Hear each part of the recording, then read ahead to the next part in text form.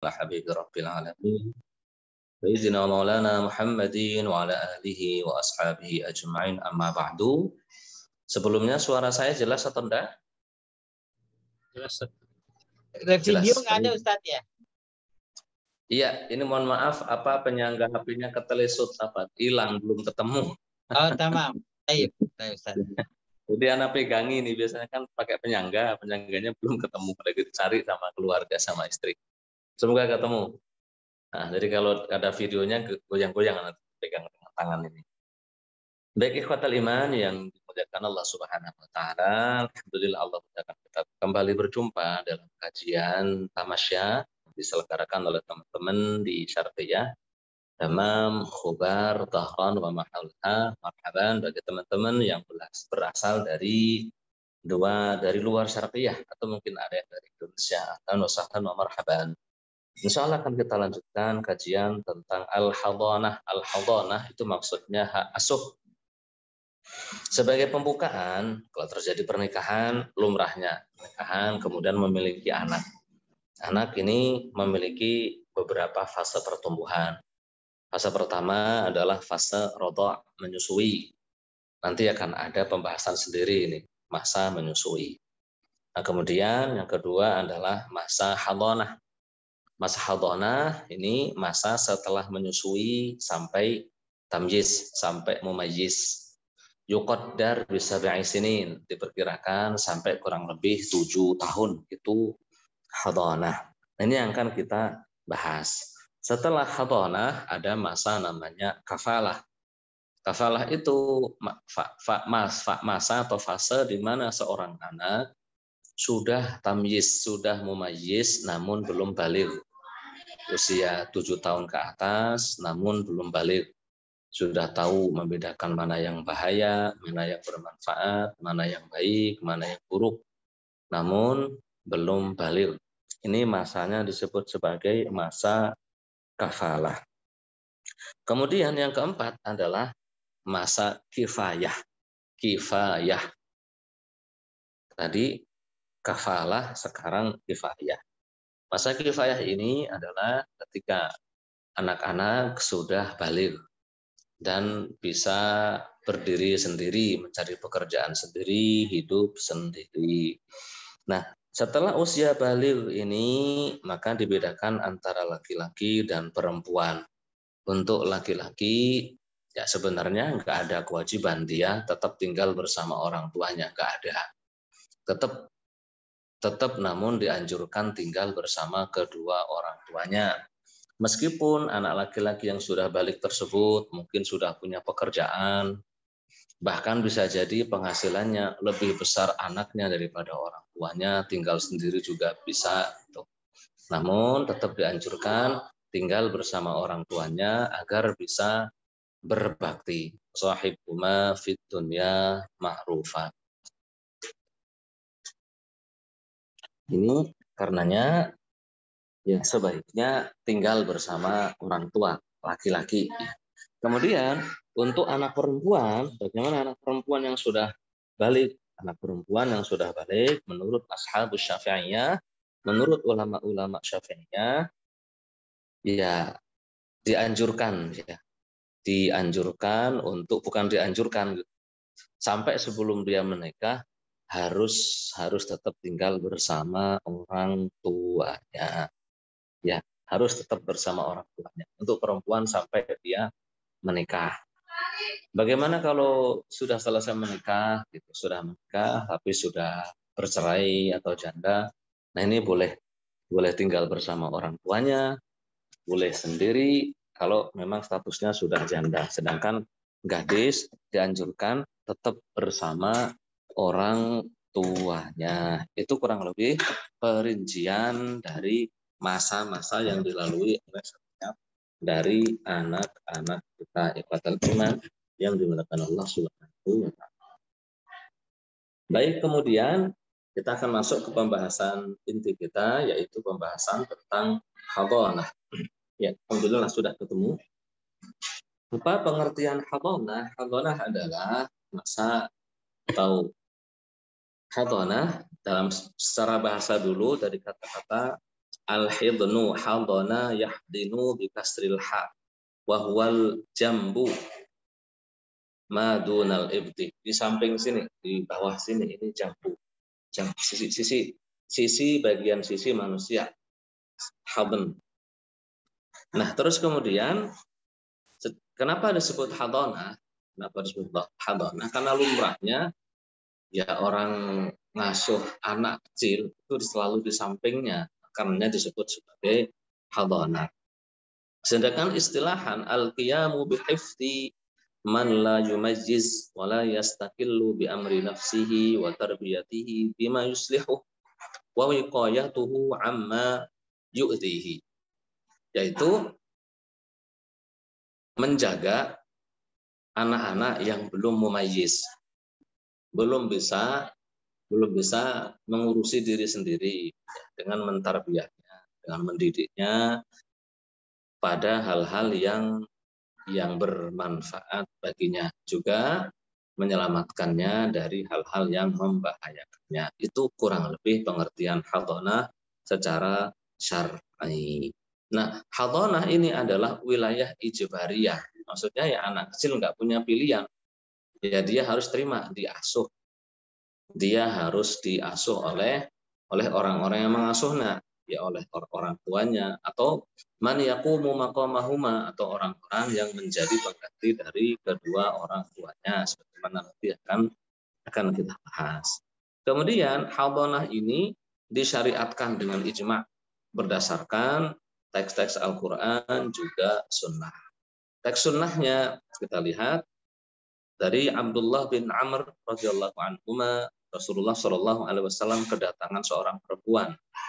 Ini perempuan mengatakan, ya Rasulullah, inna bani hadza kana batni lahu wi'an. Ya Rasulullah, ini anakku. Dulu aku yang mengandungnya. Wasadi lahu siqaan. Dulu aku yang menyusuinya. Wa hijri lahu hiwaan.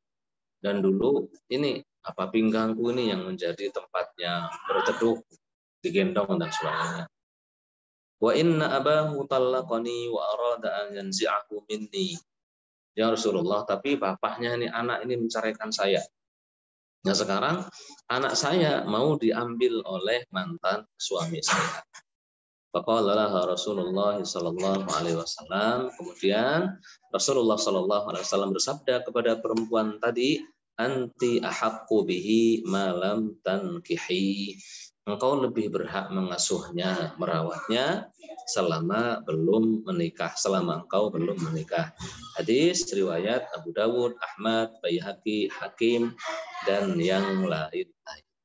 Kemudian seluruh umat, seluruh ulama ijma' bahwa hadhanah, mengasuh anak kecil, disyariatkan, diperintahkan oleh Allah Subhanahu wa taala, harus dilaksanakan. Ya kita lihat firman Allah Subhanahu wa taala, ya ayyuhalladzina amanu qu anfusakum wa ahlikum naran wa quduhan nas wal hijarah. Hai orang-orang yang beriman, peliharalah dirimu dan keluargamu dari api neraka. Dan ayat-ayat sejenis yang sangat-sangat banyak. Apa hukumnya? Hukum hadhanah ini bisa jadi fardu ain, bisa jadi fardu kifayah. Fardu ain, idza yata'ayyan alaihi al-hadhanah, kalau memang dia wajib merawat anaknya, siapa? Kepada bapak ibu, atau kepada bapak saja, atau kepada ibu saja, tergantung kondisinya. Harus memiliki anak, harus bertanggung jawab. Tidak boleh maunya menikah, giliran punya anak kabur, lari dari tanggung jawab. Tidak diperbolehkan. Ingat, semua amanah akan diminta tanggung jawabnya oleh Allah Subhanahu wa taala. Jadi jangan senang-senang menikah, nggak mau memberi, nggak mau mengasuh anak, nggak mau bertanggung jawab, nanti akan diminta bertanggung jawabannya oleh Allah Subhanahu wa taala. Nah, kalau yang fardu ainnya tidak ada, dan bapaknya nggak ada, emaknya tidak ada, maka hukumnya menjadi fardu kifayah. Kepada siapa?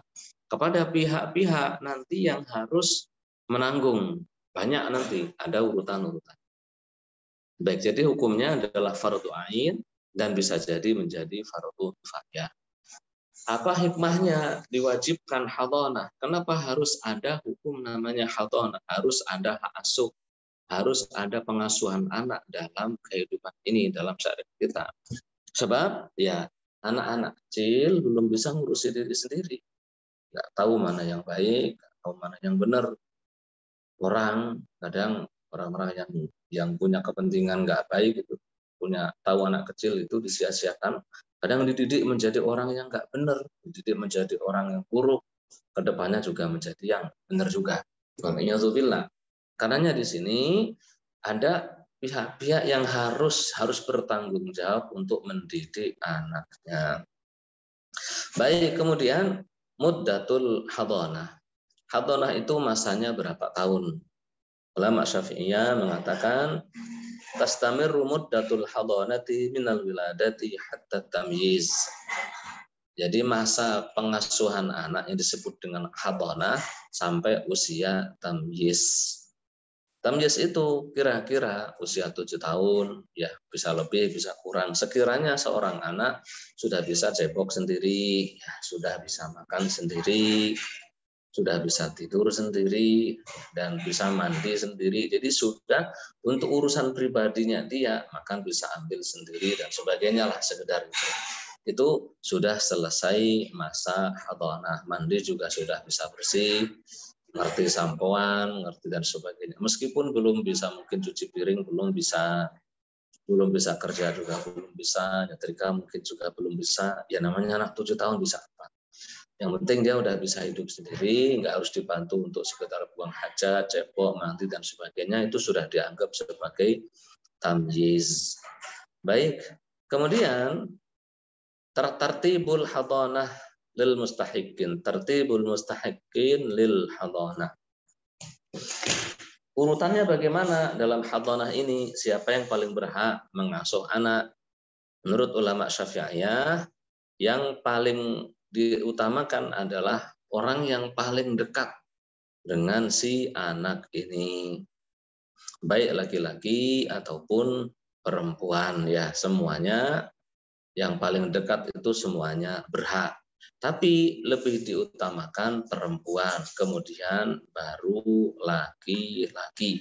Kalau memang semuanya ada, yang paling berhak adalah perempuan, baru kemudian laki-laki. Kenapa perempuan didahulukan? Karena perempuan lebih sabar, karena perempuan lebih sayang, karena memang perempuan biasanya ya banyak di rumahnya, ya. Bisa, mohon maaf istilahnya yang kotor-kotor itu banyak perempuan yang bisa nyebokin. Ya semua perempuan itu lumrahnya bisa nyebokin anaknya, bisa gantiin pampers anaknya, biasa dipipisin, dimuntahin anaknya tuh biasa nggak jijian. Beda dengan laki-laki, kadang ada yang jijian, nggak bisa dan sebagainya. Karenanya yang paling berhak pertama kali adalah pihak perempuan, baru laki-laki. Urutannya bagaimana? Urutannya yang pertama yang paling berhak untuk mengasuh anak kalau sampai terjadi perpisahan. Jadi hadonah ini akan kita bicarakan secara spesifik kalau terjadi perceraian. Ceritanya gitu. Kalau nggak ada perceraian ya sudah selesai ya, bapak sama emaknya selesai gitu. Yang berhak ngasuh siapa? Kalau nggak ada perceraian, nggak ada perpisahan, nggak ada tinggal mati, ya udah selesai. Siapa? Bapak sama emaknya kan bareng, yang mereka berdua ini orang yang paling berhak untuk mengasuh anak mereka sendiri. Bagaimana kasusnya kalau terjadi perpisahan? Yang paling berhak itu siapa? Gitu. Atau suaminya meninggal duluan, panjang semua ya, amin ya. Bagaimana kalau kejadiannya seperti itu? Nah, yang paling berhak menurut ulama Syafi'iyah adalah ibu. Ibu itu yang paling berhak untuk ngasuh anak sampai usia tamyiz, sampai usia 7-8 tahun. Dalilnya sabda baginda Nabi Shallallahu Alaihi Wasallam yang tadi riwayat Abu Dawud, Ahmad, Baihaqi, Hakim dan lain-lain. Anti ahakku bihi malam tankihi.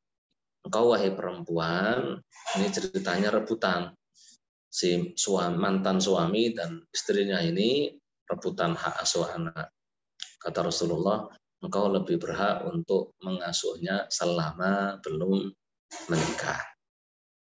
Itu yang pertama, ibu yang paling berhak. Meskipun bapaknya masih ada, ya ibu yang tetap berhak mengasuh anak.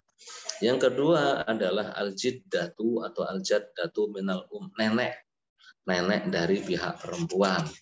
Kalau emaknya tidak ada, maka yang paling berhak kedua adalah nenek, ya, atau emaknya emak, ibunya dari ibu. Yang ketiga adalah nenek dari pihak bapak.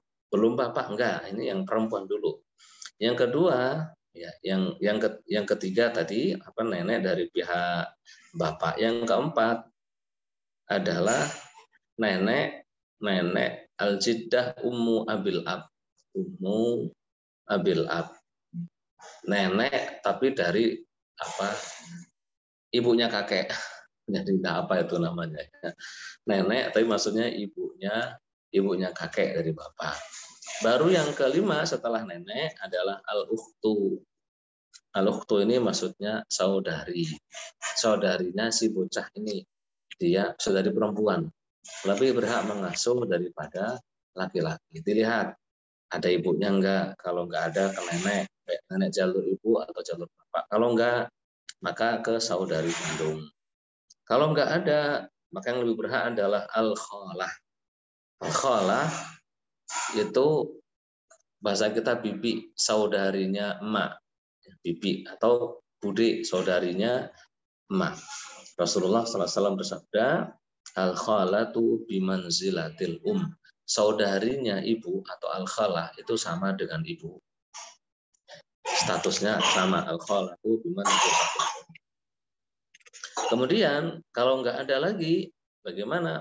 Maka banatul ukti summa banatul anak-anak perempuan dari saudara, saudari, ya, anak-anak perempuan dari saudari dan saudara yang perempuan. Apa namanya? Tapi apa mungkin keponakan kok lebih tua daripada dia sendiri? Ya mungkin saja, ya.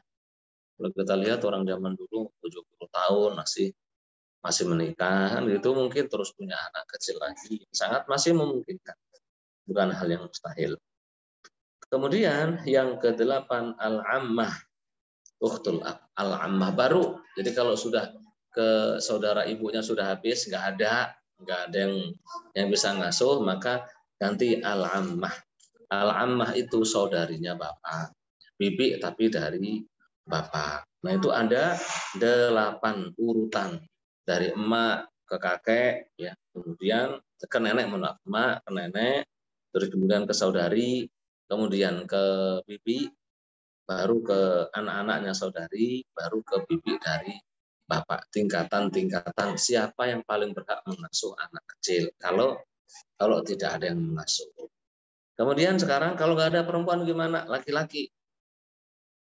Laki-laki yang paling berhak siapa? Bapaknya. Emaknya nggak ada, bapaknya lah gitu. Kemudian saudara kandung, baru paman, saudaranya laki-laki. Nah bagaimana kalau ada laki-laki, ada perempuan? Idza istama'a inasun wa dzukurun min aqaribil tifli wa huwa al-a'am al-aghlab wa tanaza'u fil hadanati fayatimmu taqdimu kattali. Jadi kalau ada laki-lakinya ada semua, perempuannya juga ada semua, maka yang didahulukan siapa? Ibunya. Ada perpisahan nih, suami istri berpisah. Siapa yang berhak? Ibunya. Nah ibunya mungkin sudah nikah lagi, nanti kalau sudah nikah lagi nggak berhak. Kembali ke siapa? Ke nenek. Kalau nenek nggak ada, maka didahulukan bapaknya, ya. Nggak ke kholahnya, tapi ke bapaknya, gitu. Kalau nggak ada bapaknya kabur atau apa, baru ke nenek dari pihak bapak, baru kemudian bapak dari pihak bapak atau kakek gitu, baru saudari kandung, kemudian yang ke-7 baru kholah, bibi, ya, itu urutannya. Baik. Kemudian apa syarat-syarat orang boleh ngasuh anak? Apa syarat-syaratnya? Yang pertama, balik dan berakal. Ya kalau belum balik gimana dia bisa ngurus dan ngasuh orang lain, namanya juga belum balik. Dia saja juga masih perlu dihatonai, masa hatonai ya nggak mungkin, masa jeruk makan jeruk, masa apple makan apple, ya nggak jadilah gitu ya. Terus kemudian berakal, ya orang gila nggak bisa ngurus diri sendiri aja nggak bisa, bagaimana ngurus anak kecil. Yang kedua adalah Islam. Jadi tidak boleh orang mohon maaf, orang non Muslim, tidak boleh non Muslim mengasuh orang Islam itu nggak.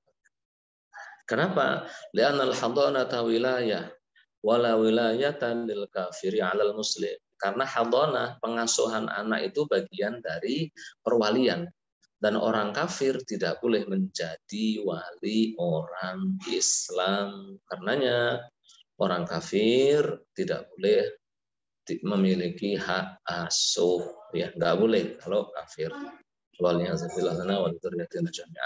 Yang ketiga adalah al-iffah wal amanah war rusydu. Al-iffah itu maksudnya orangnya menjaga kesucian diri, orangnya amanah, ar-rusydu orangnya juga pinter, cerdas, tahu cara mengasuh anak itu tahu. Al-iffah maksudnya seandainya terjadi perceraian, oleh yang sebelah karena wanita jenazah, semoga rumah tangganya semuanya tadi ya. Amin ya rabbal alamin. Lah kok si perempuan pengen ngasuh anaknya, tapi ini perempuan nggak amanah, nggak menjaga harga dirinya, ya gampangan sama laki-laki, diajak ke sono ya mau, dipegang mau, ditubruk juga mau. Nah ini bapaknya si bocah harus ngambil bocah. Meskipun emaknya masih ada, iya meskipun emaknya masih ada. Kenapa? Karena emak model seperti ini ya tidak memiliki iffah, tidak memiliki kesucian diri. Gimana mau menjaga anaknya? Anaknya mau diajari apa? Karenanya syaratnya ya harus memiliki iffah. Nah seandainya itu ada apa? Sama emaknya model gitu, bapaknya nggak ada, mungkin bapaknya sudah meninggal, maka yang tahu harus mencabut ya, harus mencabutnya. Caranya gimana? Ngajukan ke hakim. Bilang bahwa si fulana emaknya itu tidak menjaga harga dirinya. Saya khawatir keponakan saya atau siapa saudara, misalkan yang kita masih berhak untuk mengasuhnya, khawatirnya nanti diajari yang tidak benar. Nanti dibuktikan di hakim. Apa buktinya bahwa fulanah itu tidak amanah? Silahkan dibuktikan di hakim. Kalau terbukti, nanti hakim akan mengambil hak asuhnya diberikan kepada yang menggugat tadi itu. Nah, jadi di sini juga diterapkan saya di Indonesia sini, kalau memang terbukti terjadi perceraian gara-gara mungkin perselingkuhan atau apa, nanti biasanya yang diberikan hak asuhnya adalah yang baiknya, yang selingkuhnya nggak diberi hak asuhnya. Ya mau diajari gimana? Wong diajar juga nggak benar oleh Yang keempat, salamatul hawasi wal khuluwi minal amradid daimah. Maksudnya yang syarat-syarat di antara syaratnya yang keempat berhak untuk mengasuh adalah tidak memiliki penyakit yang tahu menahun gitu. Dan panca inderanya juga sempurna. Ya, kalau nggak sempurna, waliyahzubillah, karena waliyahzubillah juga memiliki penyakit menahun, ya gimana mau ngasuh, wong dia aja berpenyakit, dia aja untuk ngasuh diri, membawa diri aja juga kesulitan. Yang kelima adalah al-iqamah. Al-iqamah itu maksudnya mukim, nggak pergi-pergian. Kalau seseorang pergi-pergian, sebulan di sini, sebulan di sono, dan sebagainya, dilihat perginya itu ke daerah aman, daerah konflik atau tidak. Kalau memang daerahnya aman, pergi karena memang tugas, tapi semuanya juga terjamin, makan, hidup, pendidikan, semuanya terjamin, maka itu boleh, nggak gugur hak asuhnya. Seperti itu. Baik, terus kemudian yang keenam, syarat daripada hadanah adalah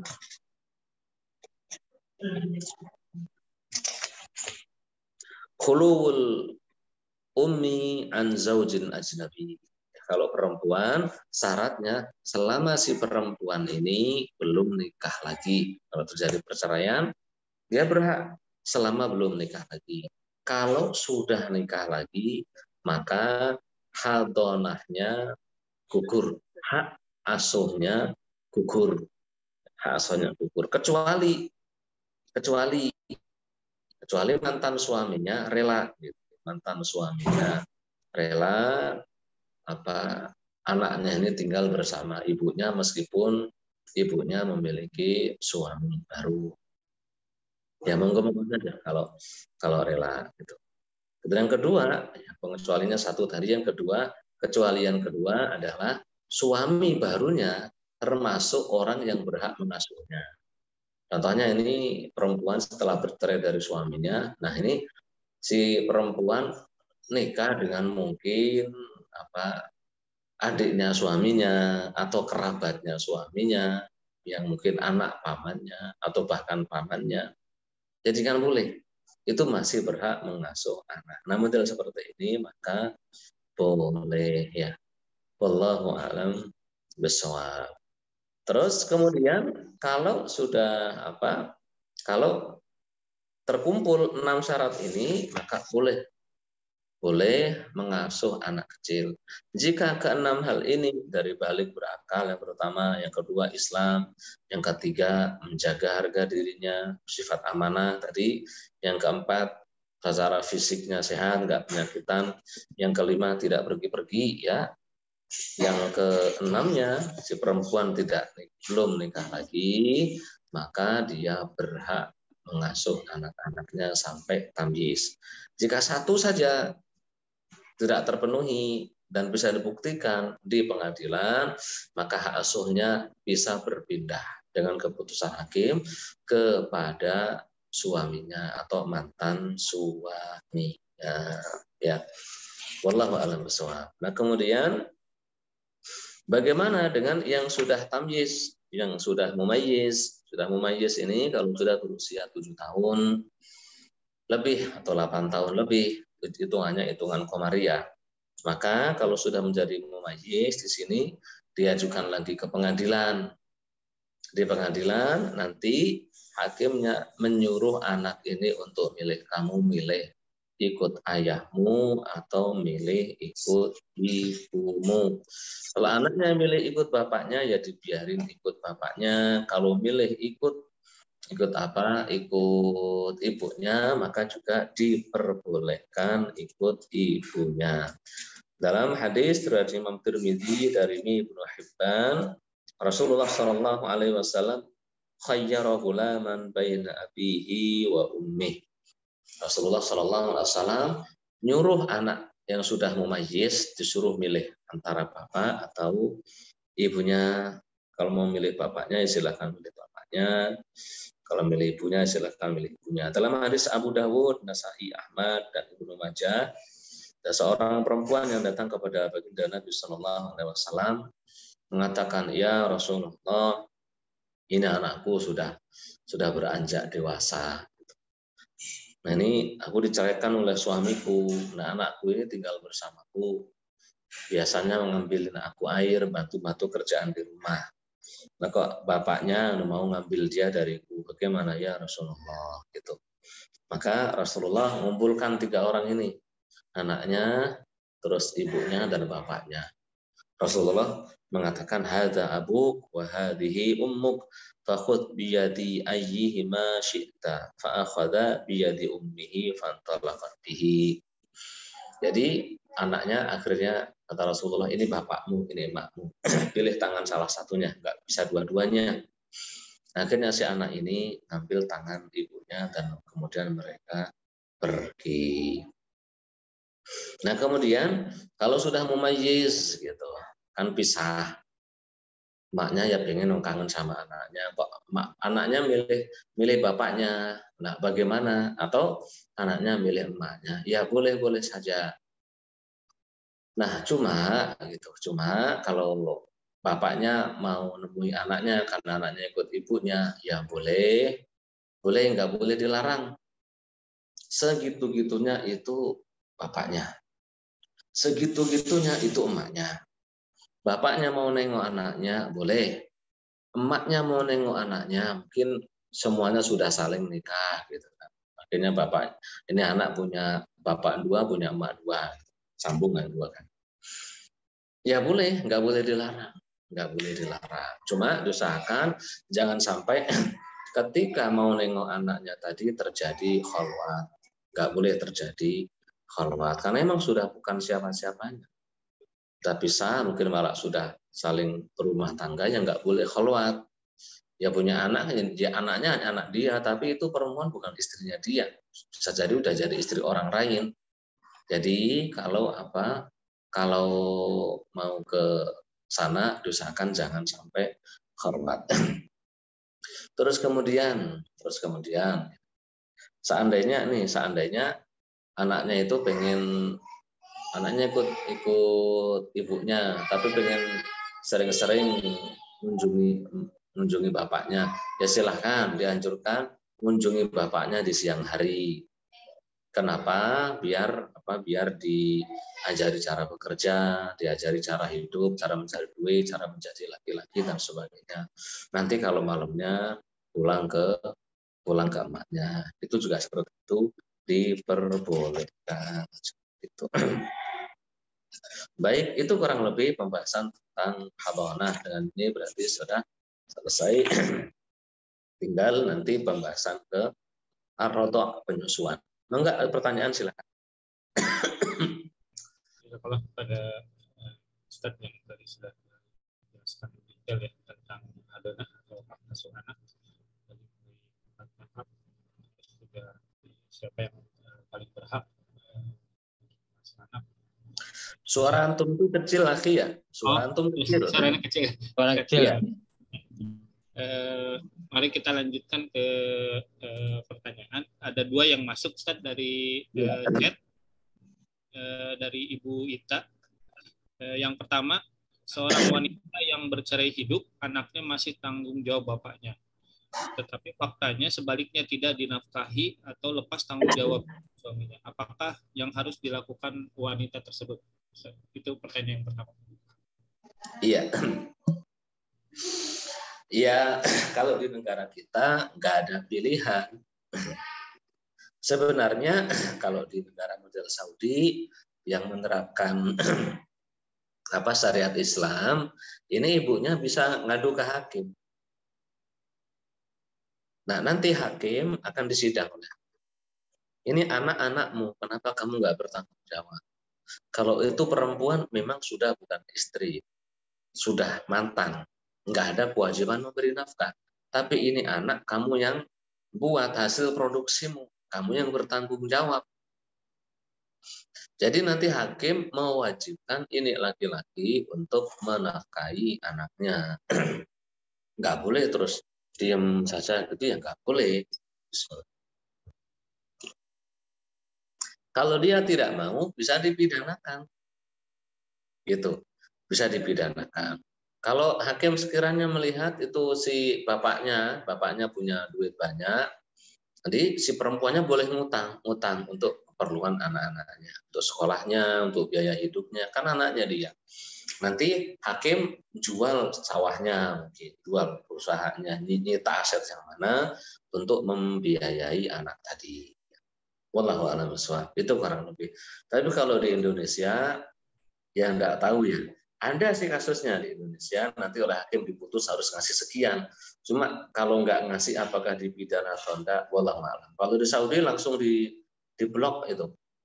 Rekeningnya akan di blacklist kan gitu, dibekukan, tajmid. Nanti nggak bisa menikmati fasilitas listrik, apa dibukan semua. Jadi mau nggak mau harus membiayai anaknya sendiri. Gitu akhirnya. Yang kedua silakan. Yang kedua, di lingkungan saya saat santunan yatim, ada anak yang ibunya sudah menikah lagi atau sudah punya ayah sambung, masih mendapat santunan yatim, apakah masih boleh? Masih ya. Ayah sambung itu nggak menghilangkan status yatim. Kan pengertian yatim itu man mata abuhu wa huwa shaghir dunal bulugh. Yatim itu seseorang yang ditinggal mati ayahnya sebelum balik. Meskipun punya ayah sambung, tetap status yatimnya belum hilang. Ya. Status yatimnya belum hilang karena memang itu bukan bapak kandungnya, bapak sambung. Ya kalau memang dia kaya ya mungkin dialihkan lah ya. Kalau memang nggak kaya ya masuk yatim juga, du'afa juga. Wallahu a'lam. Ada lagi silahkan boleh. Mau langsung boleh. Mau langsung bertanya ke Ustadz boleh untuk raise hand atau unmute dan langsung bertanya. Tafadhal. Bismillah.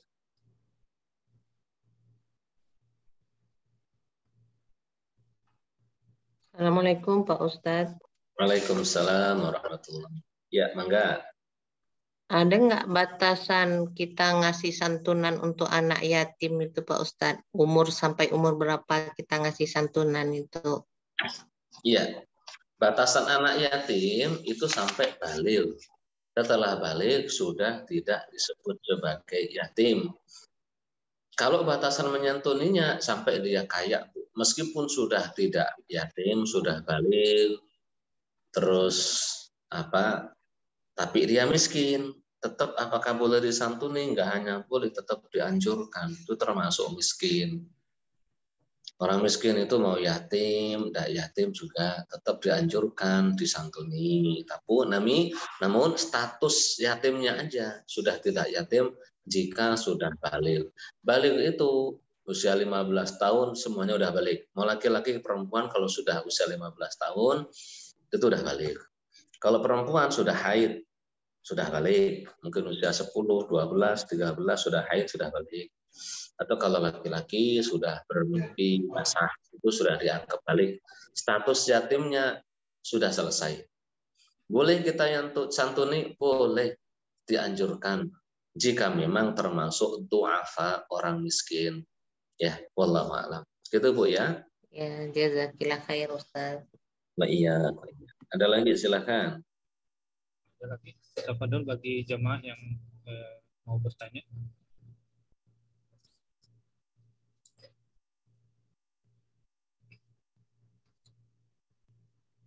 Pak Joko mana bertanya? Pak Joko, Pak Basir? Belum ada Ustaz.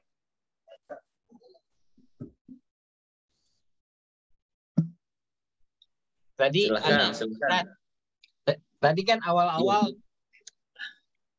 jadi ada kepikiran kalau anak laki itu baiknya dia tinggal bersama orang tua, menjagain orang tua gitu. Iya. Ya. Boleh kalau sudah balik, boleh tidak tinggal bersama orang tua. Mungkin karena sudah kerja. Itu kalau di Saudi diterapkan, Akhi. Iya. Banyak anak-anak Saudi itu kalau udah kerja pada kontrak sendiri.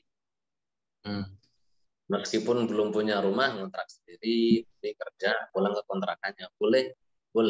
Namun tetap dianjurkan untuk tinggal bersama orang tua. Kenapa?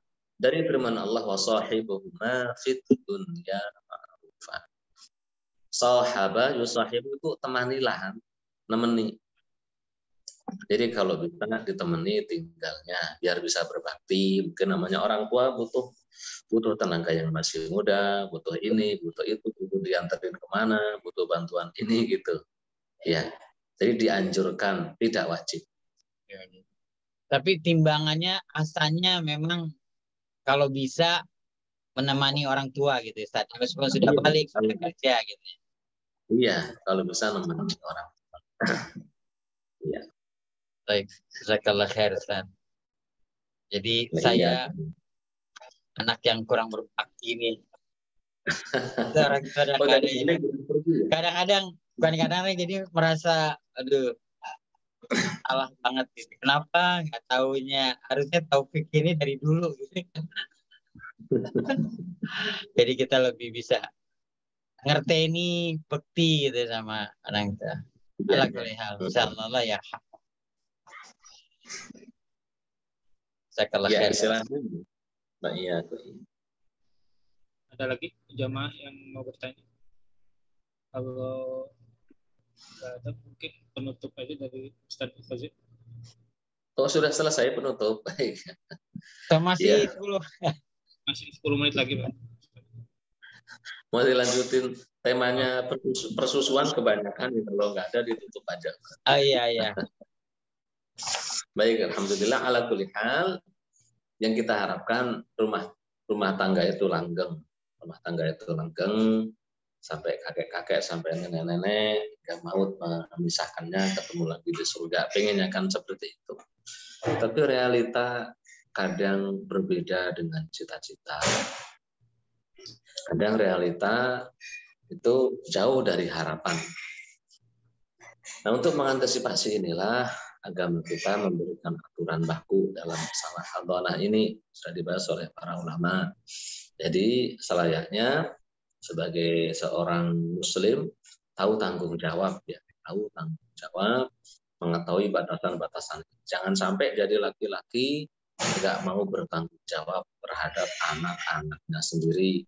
Istri bisa jadi mantan, tapi anak itu nggak pernah ada kata mantan. Ya, kalaupun sampai jadi mantan-mantanan, ya jangan sampai kebencian yang menyebabkan perceraian perpisahan itu membuat kita berlaku tidak adil, menghalangi ibunya bertemu anaknya atau menghalangi bapaknya bertemu anaknya sendiri, itu juga tidak diperbolehkan. Ini tolong diperhatikan, karena banyak kasus emak menghalangi bapaknya, pengen ketemu anaknya dihalang-halangi, atau juga sebaliknya. Ya. Wallahu a'lam bishawab, semoga bermanfaat. Insyaallah dari awal sampai akhir ada benar dari Allah Ta'ala, ada salah dari saya pribadi. Kurang dan lebihnya mohon maaf. Wallahul muwaffiq ila aqwamit thoriq. Wassalamualaikum warahmatullahi wabarakatuh. Waalaikumsalam warahmatullahi wabarakatuh. Allah pada Warahmatullahi wabarakatuh. dan bermanfaat bersama. Dan kita tutup kajian kali ini dengan ucapan hamdalah dan doa penutup majelis.